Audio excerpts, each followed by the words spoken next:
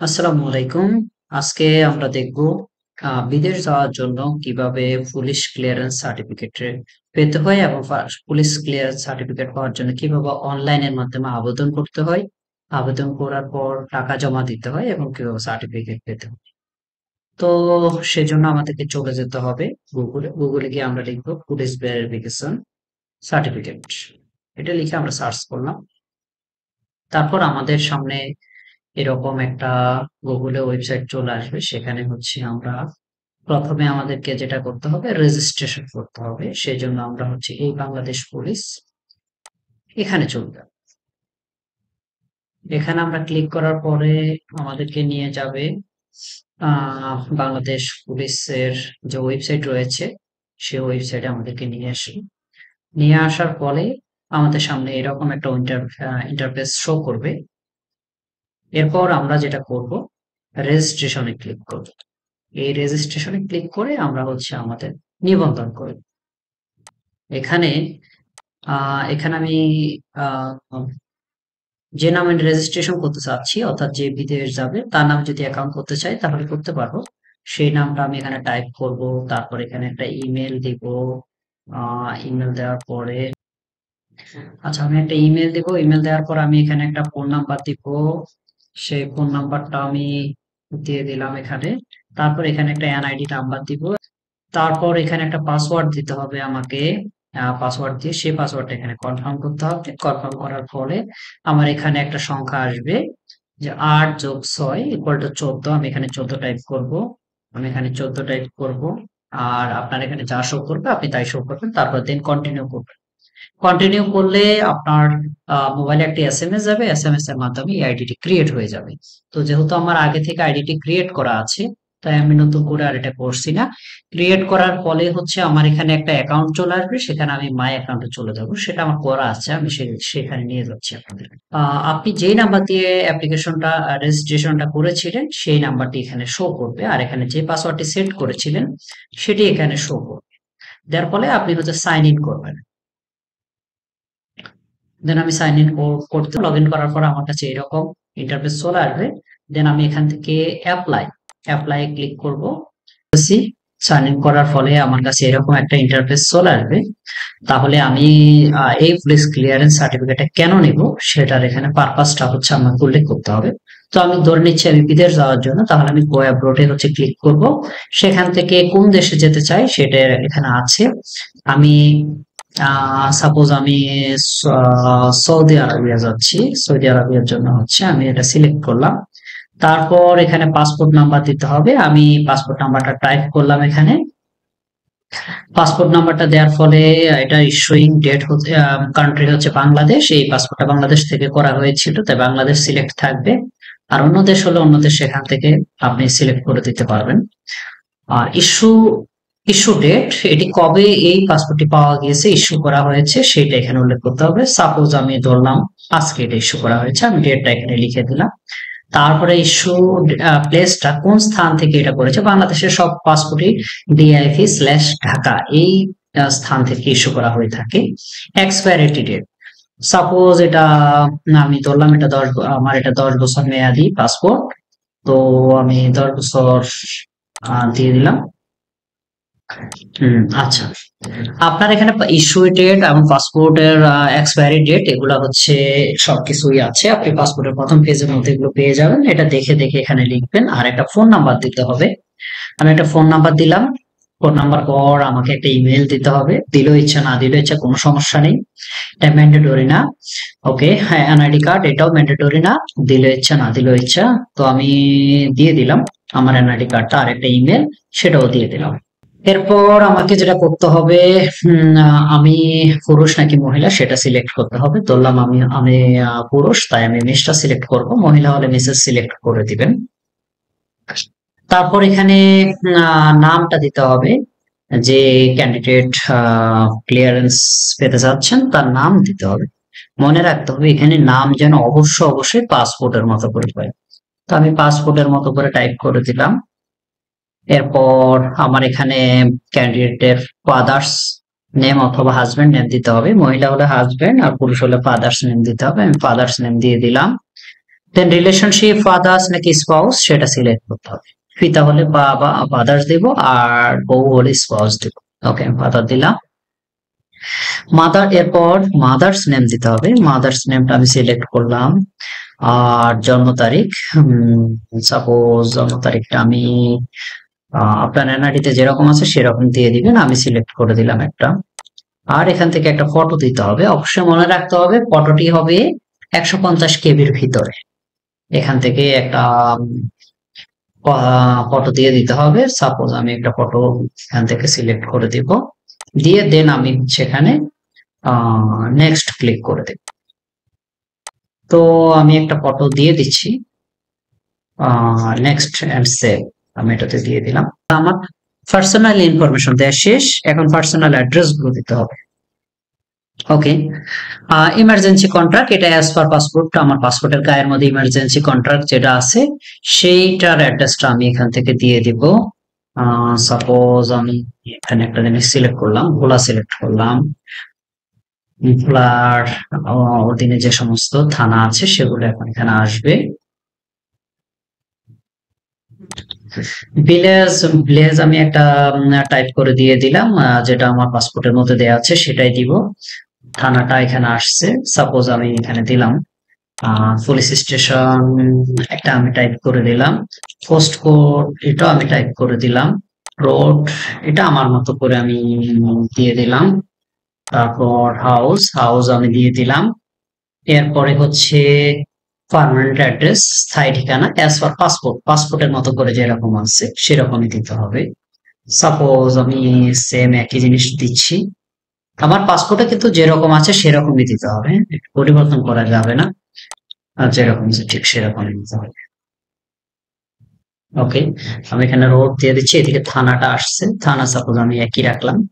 Post office সে একই রাখলাম, তারপর পোস্ট কোড একই রাখলাম, হাউস একই রাখলাম। আর এরপর আসছে প্রেজেন্ট অ্যাড্রেস, বর্তমান ঠিকানা। তাহলে বর্তমান ঠিকানাটা আমি ধরে নিলাম একই ঠিকানা আমার বর্তমান ঠিকানাটা।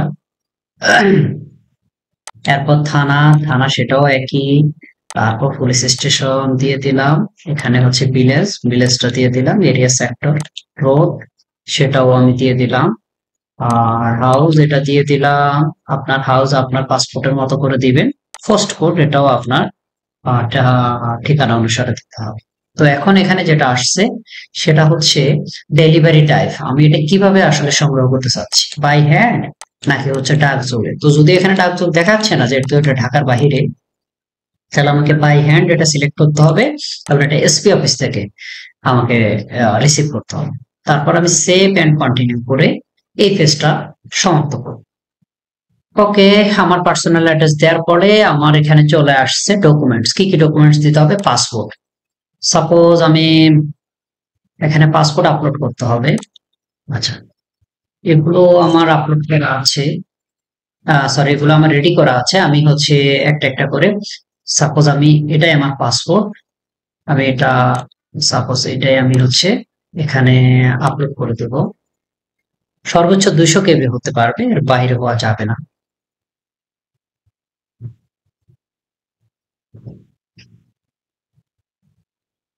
ওকে, আমার পাসপোর্ট নিয়ে ফেললো। এবার হচ্ছে আমি এনআইডি কার্ড দিব। এনআইডি কার্ডটাও সাপোজ আমার সে একই জিনিস, এখানে আপনার যেটা আছে সেটাই আপনি দিবেন। আমি হচ্ছে জাস্ট আমি এমনি টিউটোরিয়াল বানানোর জন্য আমি এখানে দেখাচ্ছি, তাই আমি হচ্ছে এটা একটা ফটো জাস্ট বারবার আপলোড দিচ্ছি। তো এখানে আপনাদের যেটা আছে সেটা আপনারা 200 কেবির মধ্যে সাইজ করে রিসাইজ করে দেন হচ্ছে আপনারা এটা আপলোড করতে। ওকে, এনআইডি কার্ড হয়ে গেছে, টিক চিহ্ন নিয়েছে। বার্থ সার্টিফিকেট, বার্থ সার্টিফিকেট এখন আমি আপলোড করে দিব। একই জিনিস, একই জিনিস আমি বারবার আপলোড দেব। এটা সাপোজ আমার বার্থ সার্টিফিকেট।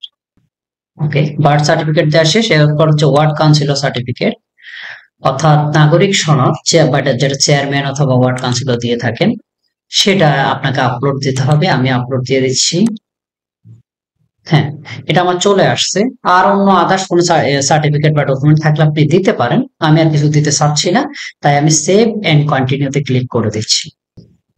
আচ্ছা, এই হলো আমার সার্টিফিকেট। আমি এতক্ষণ যা যা ডকুমেন্ট এখানে আপলোড করেছি সবকিছু এখানে চলে আসছে। দেন হচ্ছে আমার সবকিছু চলে আসছে। এখন হচ্ছে কনফার্মেশন।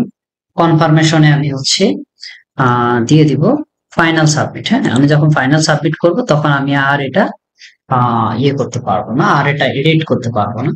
ফাইনাল সাবমিশন করার পরে আমার চলে যাবে পেমেন্ট অপশনে। পেমেন্ট অপশনে গিয়ে আমি অনলাইনের মাধ্যমে টাকা জমা দিতে পারবো। দেন হচ্ছে আমার এটা এই এই অ্যাপ্লিকেশনটা সমাপ্তি হয়ে যায়। তো আমি এটা সাবমিট করে দিচ্ছি।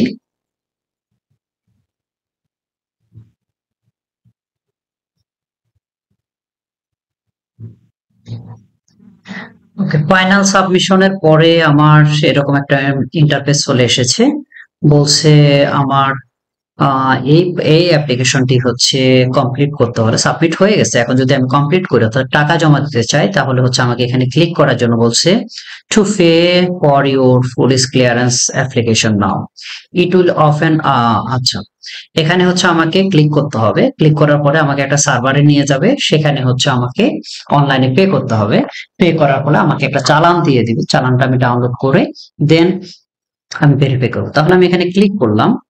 ক্লিক করার ফলে আমাকে এখানে নিয়ে আসছে, এরকম একটা ইন্টারফেসে নিয়ে আসছে যে সোনালী ব্যাংকের গেটওয়েতে যে এইটাতে হচ্ছে আমার টাকাটা জমা দিতে হবে। আর এখন আমি যে কিসের মাধ্যমে দিতে চাচ্ছি সেটাতে আমি মোবাইল ব্যাংকিং এর মাধ্যমে দিতে চাই। তাহলে হচ্ছে মোবাইল ব্যাংকিং ক্লিক করব।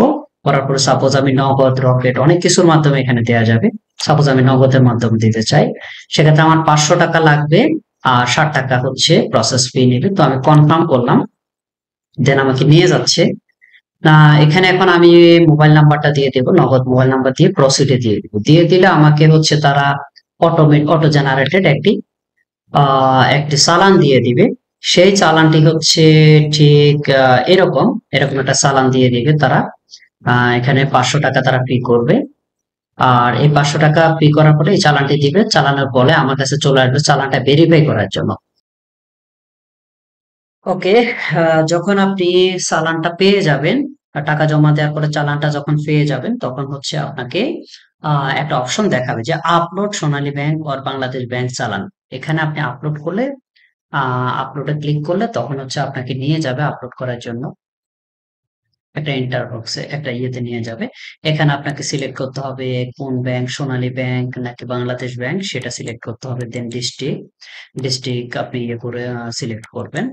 আর যেহেতু আপনি বিকাশের মাধ্যমে বা নগদের মাধ্যমে করছেন তাহলে বিকাশ বা নগদের মাধ্যমে করলে অবশ্যই অবশ্যই ডিস্ট্রিক্ট দিবেন হচ্ছে ঢাকা, ব্রাঞ্চও দিবেন হচ্ছে ঢাকা। ঠিক আছে, বা ব্রাঞ্চ ঢাকা, ডিস্ট্রিক্ট ঢাকা। দেন চালান ডেট, চালানের ওখানে চালানের গায়ে লেখা থাকবে কোন ডেটে পে করছেন, সেই চালানের থেকে দেখে চালান ডেটটা লিখে দিবেন। আর এখানে চালান নাম্বারটা লিখে দিবেন। চালান নাম্বারটা এরকম আমি ওখানে লিখেছিলাম ঠিক এরকম। তারপর চেক চালান এটা দিলে হচ্ছে আপনার এখানে দেখাবে, ভেরিফাই করে দিবে আপনাকে যে চালানটা ওকে, যার নামে আপনি করেছেন সেই নামটা এখানে শো করবে। তারপর চালানের কপিটা আপনাকে হচ্ছে আপলোড করতে হবে। আচ্ছা, এখানে একটা জিনিস বলছে। ওকে, বলছে আপনার এন্টিকৃত চালানের তথ্য পাওয়া যায়নি। সোনালী ব্যাংকে চালান জমা দেওয়ার পরবর্তী কর্মদিবসে দুপুর 12টার পর চালানটি জমা দেওয়া যাবে।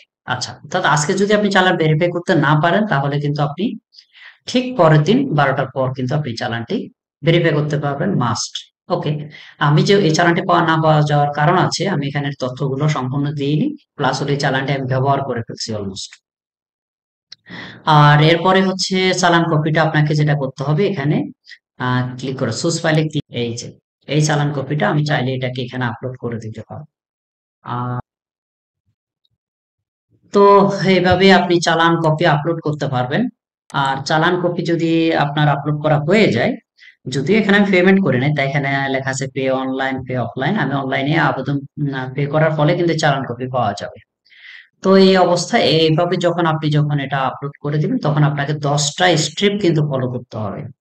প্রথমে আপনার এটা 1 নাম্বার স্টেপে থাকবে, আপনার চালানটা গ্রহণ করা হবে। 2 নাম্বারে আপনার এটা একটু যাচাই করবে, সরি যাচাই করবে না। 2 নাম্বারে হচ্ছে আপনার চালানটা পেমেন্টটা যাচাই করবে। 3 নাম্বারে হচ্ছে ভেরিফিকেশনে থাকবে, আন্ডার ভেরিফিকেশন। এখানে স্ট্যাটাস গুলো দেখা যায় প্রতিদিন।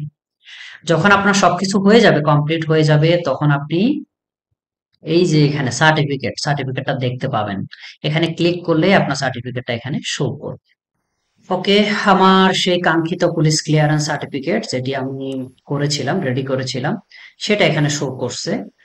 এখানে অরিজিনাল কপিতে এখানে সিল থাকবে, স্বাক্ষর থাকবে, সবকিছু থাকবে, এরকম একটা কিউআর কোড দেয়া থাকবে। এই সেই আমার কাঙ্ক্ষিত পুলিশ ক্লিয়ারেন্স সার্টিফিকেট আপনারা এইভাবে পেয়ে যাবেন।